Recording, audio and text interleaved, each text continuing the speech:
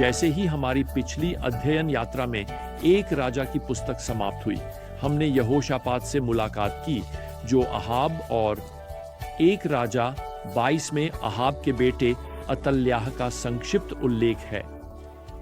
अब 2 इतिहास की पुस्तक, जो समानांतर विवरण है, वास्तव में इस राजा के बारे में हमें कुछ और विवरण देती है।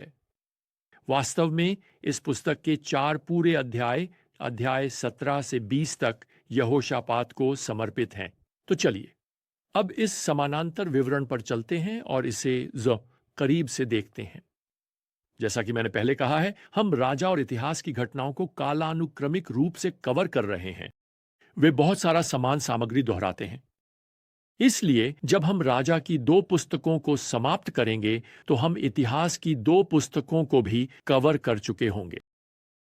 अब यहोशापात यहूदा के राजा आसा का पुत्र है। उसने प्रभु का अनुसरण किया था। उसने अपने लोगों को भी ऐसा करने के लिए प्रेरित किया था। और आसा का शासनकाल, हालांकि उत्तर में इज़राइल के साथ संघर्ष से ग्रस्त था। जब उसका पुत्र अब सिंहासन पर आता है तो हमें 2 इतिहास अध्याय 17 के पद एन में बताया गया है कि उसने इज़राइल के खिलाफ खुद को मजबूत किया, अर्थात वह यहूदा के शहरों को सुदृढ़ कर रहा है। वह पूरे देश में सैनिकों को तैनात कर रहा है। और यहोशापात को यहां पद 3 में एक शानदार प्रशंसा दी गई है। प्रभु यहोशापात के साथ थे क्योंकि उसने अपने पिता दाऊद के पहले के मार्गों में चला।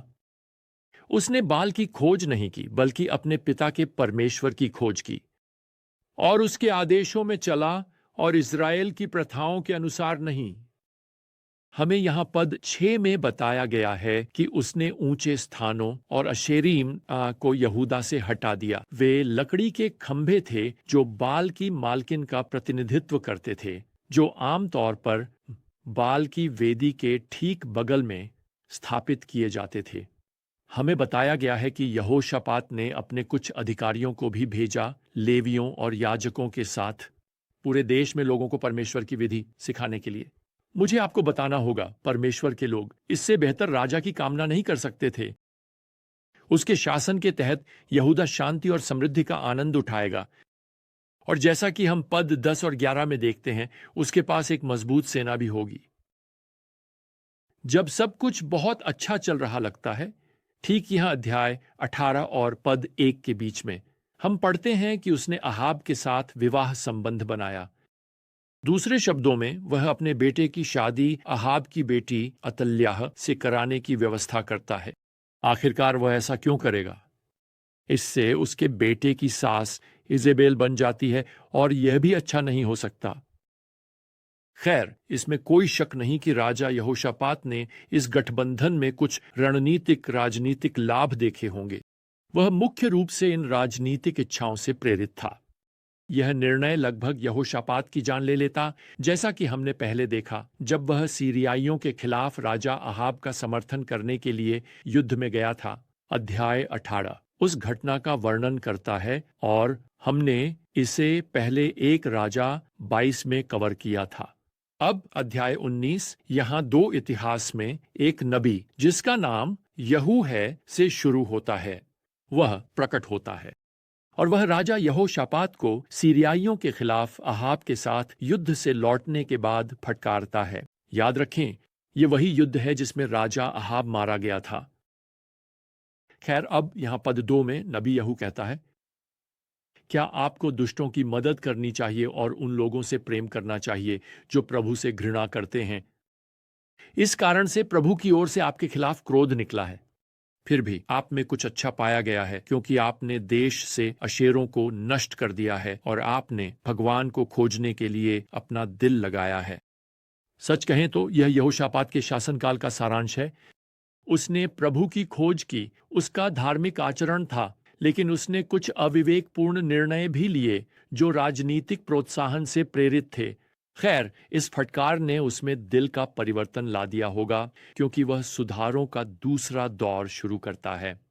हम यहां पद 4 में पढ़ते हैं कि यहोशापात फिर से लोगों के बीच गया और उन्हें प्रभु के पास वापस लाया, उनके पूर्वजों के भगवान के पास।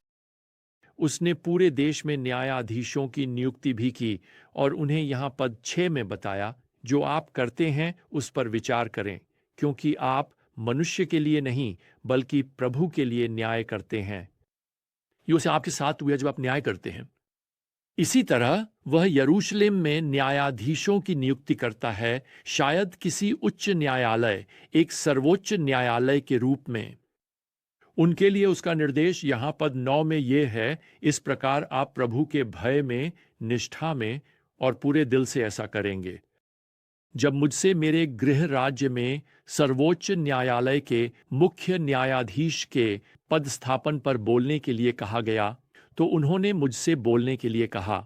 उसी पाठ से यह उनके जीवन का पद था। वह उन धार्मिक न्यायाधीशों में से एक बनना चाहते थे जो सही काम करते थे, न कि मनुष्य की दृष्टि में बल्कि भगवान की दृष्टि में न्याय करते थे, और उन्होंने निश्चित रूप से ऐसा किया। अब 2 इतिहास के अध्याय 20 में राजा यहोशापात के विश्वास को और अधिक उजागर किया गया है, जिसे अब अचानक एक सैन्य खतरे से चुनौती दी जाती है। पद 1 हमें बताता है कि मोआबियों, अम्मोनियों, बाम और कुछ जनजातियों, जिन्हें मोआबी कहा जाता है, ने एदोम से निकलकर उसके खिलाफ युद्ध करने के लिए चढ़ाई की। और यहाँ यहूदा की संख्या बहुत कम है। यहोशापात उपवास और प्रार्थना का समय घोषित करते हैं। वह लोगों को मंदिर के आंगन में इकट्ठा होने के लिए बुलाते हैं, और वहां राजा सभी लोगों के सामने प्रभु से प्रार्थना करते हैं। मैं चाहता हूं कि आप सुने कि वह क्या प्रार्थना करते हैं। यहां पद 6 से शुरू करते हुए, हे प्रभु, हमारे पिताओं के परमेश्वर, क्या आप स्वर्ग में परमेश्वर नहीं हैं? आप सभी राष्ट्रों के राज्यों पर शासन करते हैं। आपके हाथ में शक्ति और सामर्थ्य है, ताकि कोई भी आपके सामने टिक नहीं सके। क्या आपने हमारे परमेश्वर इस भूमि के निवासियों को अपने लोगों इज़राइल के सामने से नहीं निकाला और इसे अब्राहम के वंशजों को हमेशा के लिए नहीं दिया, आपके मित्र? और अब देखिए, अम्मोन, मोआब और सेर पर्वत के लोग, जिन्हें आपने इज़राइल को आक्रमण करने नहीं दिया जब वे मिस्र देश से आए थे, और जिन्हें उन्होंने टाल दिया और नष्ट नहीं किया, देखिए वे हमें आपके अधिकार से बाहर निकालने के लिए आ रहे हैं, जिसे आपने हमें विरासत में दिया है। हे हमारे परमेश्वर, क्या आप उन पर न्याय नहीं करेंगे? क्योंकि हम इस महान सेना के खिलाफ असहाय हैं जो हमारे खिलाफ आ रही है। हमें नहीं पता कि क्या करना है, लेकिन हमारी नजरें आप पर हैं। वाह, क्या प्रार्थना है! क्या आपने कभी इस तरह प्रार्थना की है? खैर, मुझे यकीन है कि आपने की होगी, अगर आप प्रभु को जानते हैं। प्रभु, मुझे नहीं पता कि क्या करना है, लेकिन मेरी नजरें अबवाइस आप पर हैं। खैर, एक परमेश्वर का नबी यहां पद 15 में आता है और जवाब देता है। प्रभु आपसे कहता है, इस महान सेना से मत डरो और मत घबराओ, क्योंकि यह युद्ध आपका नहीं बल्कि परमेश्वर का है। आपको इस युद्ध में लड़ने की आवश्यकता नहीं होगी। दृढ़ रहो, अपनी स्थिति बनाए रखो और अपने पक्ष में प्रभु की मुक्ति देखो।